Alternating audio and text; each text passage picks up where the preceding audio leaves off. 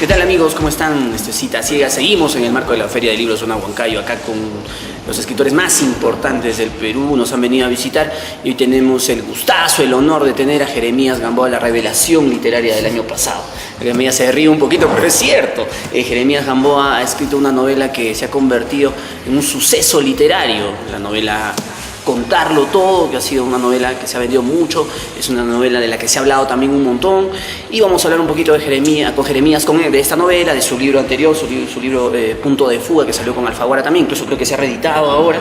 Entonces nada, Jeremías, gracias por estar acá en Citas Ciegas, por estar en Huancayo, por venir a la feria. Gracias a ti, Jorge, por la invitación. Bueno, yo debo decir que estoy muy contento de que estés acá. La verdad que yo había leído tu libro de cuentos, y luego cuando salió Contarlo Todo, y bueno, todo lo que vino detrás de eso, la verdad, a mí me llamó mucho la atención, me causó mucha expectativa el libro. Una vez que lo compré, creo que esa expectativa tenía su razón de ser.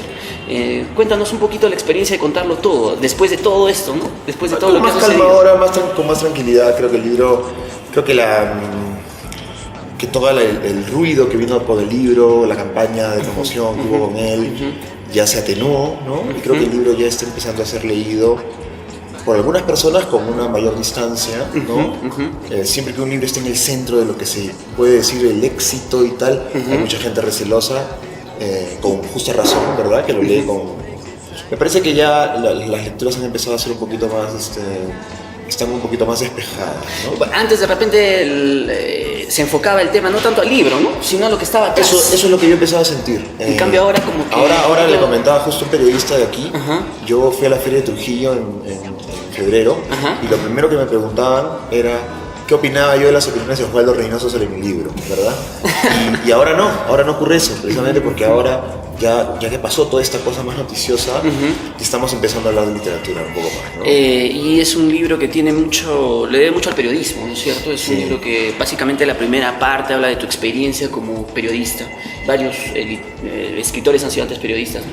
¿Cómo el periodismo te ha ayudado a ti para escribir esto, ¿no? El periodismo, sobre todo el que yo hice durante los años que trabajé en el comercio. En Somos. Trabajé en Caretas, pero en Caretas fui practicante un par de veranos, y sobre todo hice carrera en Somos, ¿no? Que era una revista en ese momento que dirigía Fernando Ampuero, y que tenía un sesgo muy literario.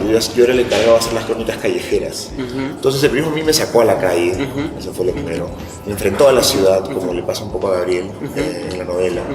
Y el periodismo me relacionó todas las semanas con una historia distinta que tenía que contar más o menos bien para que el lector llegue hasta el final de mi crónica, ¿no? Esencialmente tú eres un cronista, o empezaste como cronista. Como periodista, sí. Yo creo que lo que he sacado yo del periodismo para mi trabajo de ficcionador es que, por lo menos hasta ahora, creo que lo voy a mantener siempre. Yo tengo mucha desesperación porque mi lector desde la primera página esté conectado con la historia, ¿no? No soy de los que esperan un tiempo para ya te voy a enganchar, no, yo trato de enganchar muy rápido al lector, trato de conducir al lector, y eso proviene del periodismo, ¿no? Y también el uso del lenguaje, que es un lenguaje mucho más... muy funcional, no es un lenguaje que se celebre a sí mismo, no. Es un lenguaje que conduce una emoción, su labor es la de conducir una emoción. ¿Tú crees que los cronistas de tu generación, Juan Manuel Robles es de tu generación, sí, el mismo, sí. Bueno, Jaime Bedoya es un poco mayor. Bedoya es mayor, sí. ¿Cómo Julio Villanueva Chan también, no? Bueno, en mi generación lo que había era figuras como Fernando, Ampuero, Eloy Jauregui. Pero ellos, digamos, son un poco... Ellos eran los mayores, un poco para planearte, un poco Salazar, Luis Johamovich, aquí. Que es alucinante. El pequeño dios joven era Jaime Bedoya, ¿no? Y a su lado, de alguna manera, un poco después, Julio Villanueva, que es como el gurú, ¿sí? Es el gurú que es menos intuitivo que Bedoya, ha sido más teorizador, ¿verdad? Que Bedoya, y que ha generado una constelación de autores muy solventes, y algunos con visiones muy personales, ¿no? Javier Wiener, Daniel Tittinger, Juan Manuel Robles, Sergio Villela, Toño Angulo también, ¿no? Toño Angulo Daneri, claro. No, realmente es un grupo potente. Han sacado libros de crónicas varios de ellos, ¿no? Sí, yo nunca estuve interesado en hacer eso. No te provoca tampoco. Incluso estuve en algún momento en coqueteos con Villanueva cuando Villanueva estaba armando Gato Pardo, Etiqueta Negra, y yo estaba empezando a escribir estos cuentos que no me salían. El punto de fuga. Sí. Pero yo siempre tuve muy claro que quería ser un novelista de ficción, ¿no? Yo siempre tuve claro, desde que leí, digamos, las novelas peruanas que a mí me marcaron, las primeras, desde que leí Vargas Llosa, Obrais, Orguedas, yo quería ser un novelista. Ahora, tú dices que tus influencias vienen por ese lado, ¿no? Arguedas, Vargas Llosa, que son los grandes, ¿no? Sí. Ahora, pero yo voy a leer, por ejemplo, Contarlo Todo y Punto de Fuga. Veo que ya tú podrías decir que has, digamos, obtenido un estilo propio, porque hay algunos novelistas que, digamos, tienen muchas deudas, ¿no? Entonces, al leerlo uno lee, pues, la influencia está ahí, Sí, ¿no? sí. ¿Tú cómo ves eso? Me gustaría creer que es así, ¿no? Me gustaría creer que ya en lo que escribo, yo escribí mucho antes de Punto de Fuga y nada me convencía porque notaba que había homenajes muy fuertes y que no había una voz propia. Yo creo que sentí que realmente tenía una voz propia cuando escribí Punto de Fuga. Punto de Fuga es el primer libro que yo siento que me refiere. Y entonces Contarlo Todo ha sido más bien una especie de exploración en aquellas cosas que yo logré con Punto de Fuga, ¿no? En Contarlo Todo yo me he permitido ser lo más libre posible, lo más exagerado posible, lo más caudaloso posible. Seguramente el siguiente libro va a tener mucha más contención, ¿no? Bueno, Punto de Fuga tiene cuentos muy logrados, aunque se decía que tenía mucha deuda a la crónica también. Creo que eso le leía a Javier Ágreda en su... Sí, claro. ¿Tú cómo ves el Punto de Fuga? A mí me parece un libro de cuentos parejo, ¿no? Sí, ha habido algunas lecturas así, pocas en realidad. Ágreda debe ser una de las menos, que te leen desde tu origen, que es el de periodista, ¿no? Pero yo creo que Punto de Fuga es un libro en el que yo empezaba a contar historias, empezaba a tener una relación con lo simbólico y que a mí me trajo muchas satisfacciones, ¿no?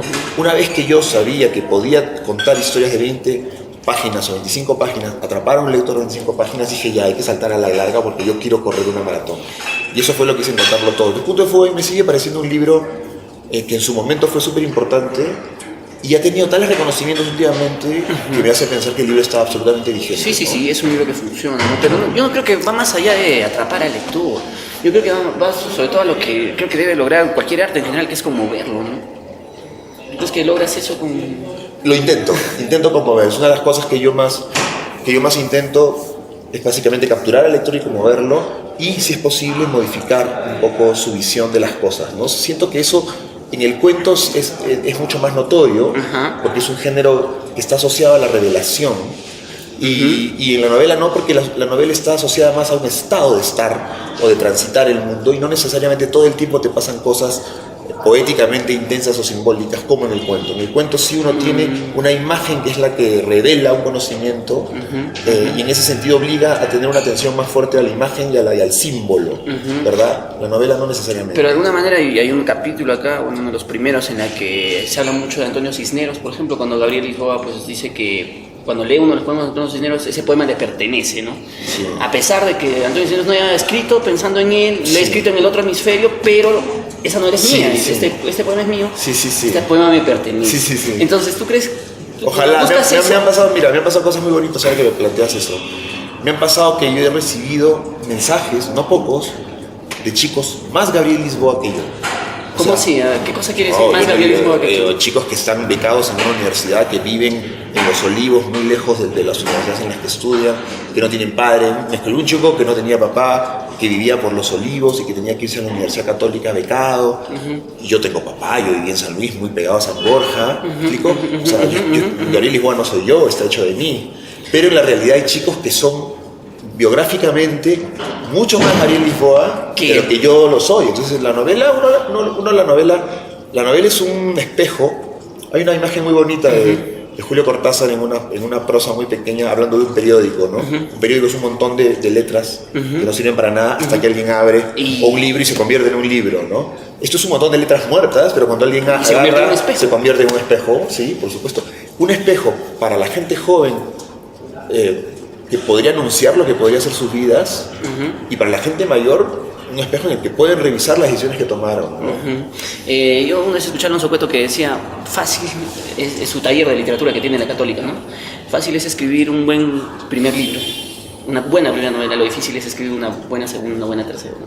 ¿Tú cómo ves tu carrera literaria después de esto, ¿no? De contarlo todo. Yo me he dado cuenta, hablando del libro de cuentos, de Punto de Fuga, me he dado cuenta de algo que no tenía tan claro antes, que es que cada libro es una exploración. Por supuesto que es una exploración que aspira a un resultado final solvente y que esté a la altura de lo que tú te exiges, de lo que cada quien se exige.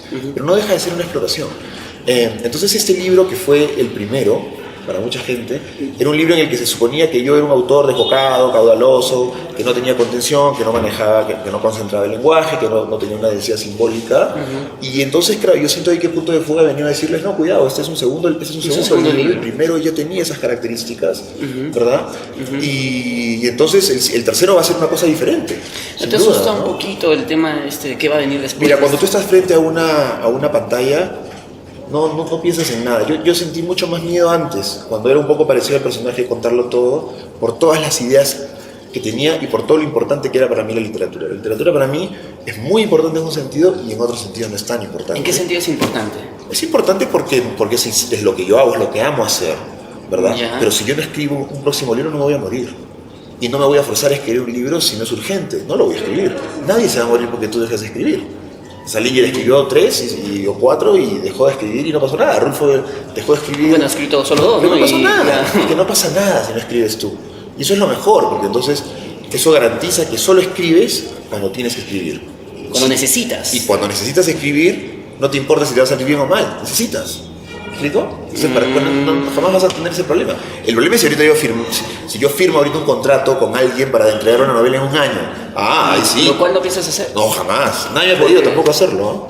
Nadie me ha pedido Porque hacerlo. con todo esto de repente porque sucede, ¿no? No, Tú sabes no. que hay escritores que tienen, digamos, contratos Seguro, editoriales es muy válido. que- Depende del proceso de cada escritor. Hay escritores a los que incluso eso los motiva así a es. explorar más. Yo creo que no podría.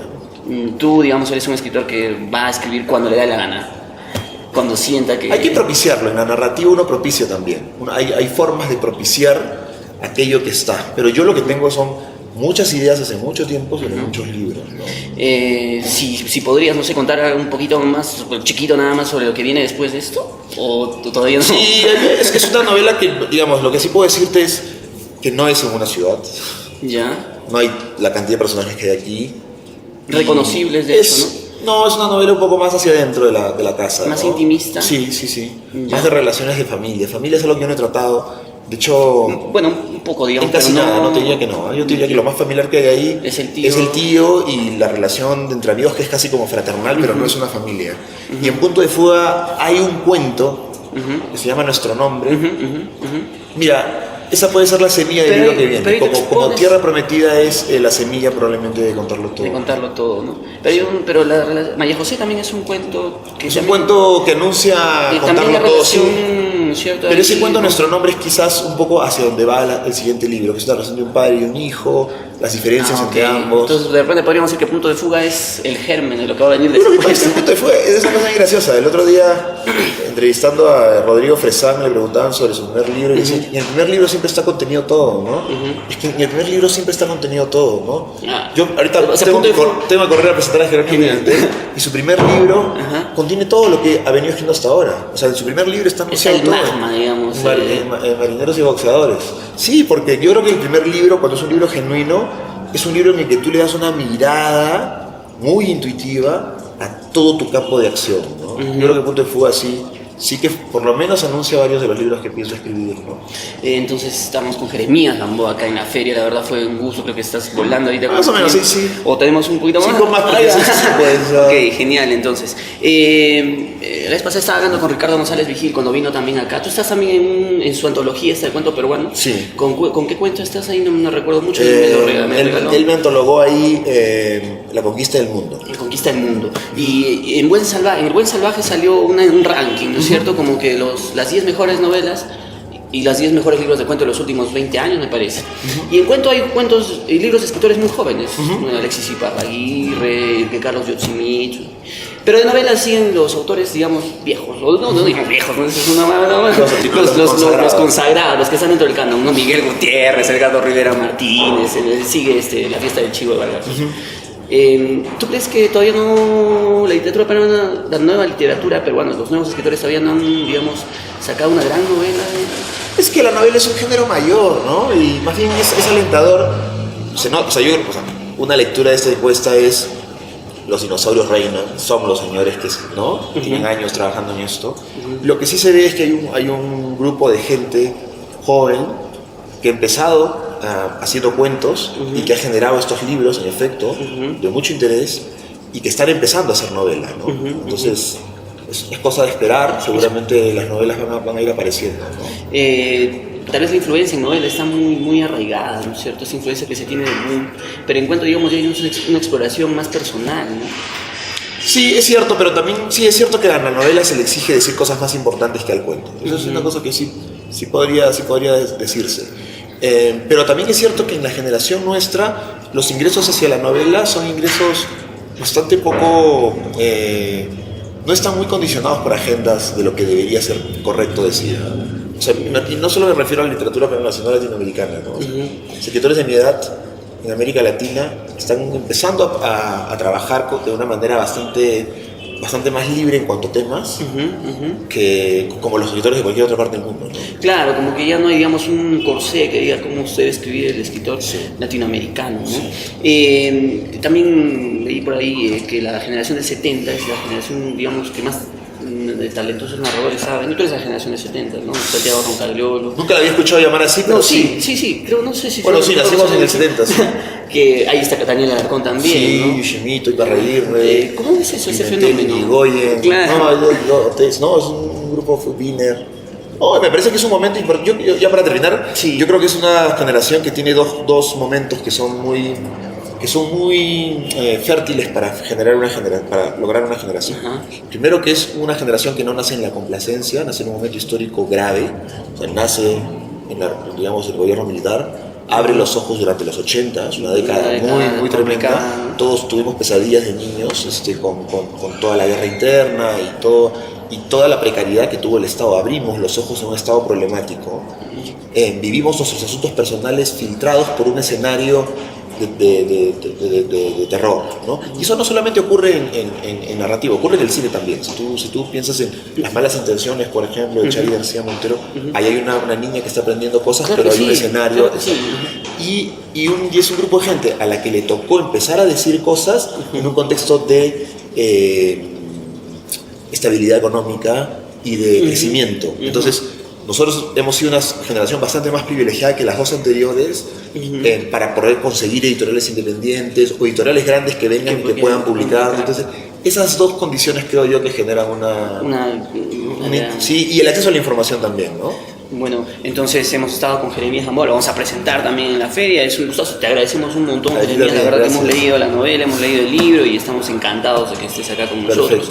No sé, ¿quieras decir algo más acá a los lectores de Huancayo? Esto sale después todavía, ¿no? Sale después. Nada, que lean, que traten de que se abran más librerías acá en Huancayo. Hay dos nada más, pero... Sí, pues, pero bueno, dos ya es algo, ¿no? Pero si se puede tener más, mejor, ¿no? Entonces, estuvimos con Jeremías Gamboa acá con Contarlo Todo, ¿no? Que es la gran novela peruana, la revelación del año pasado.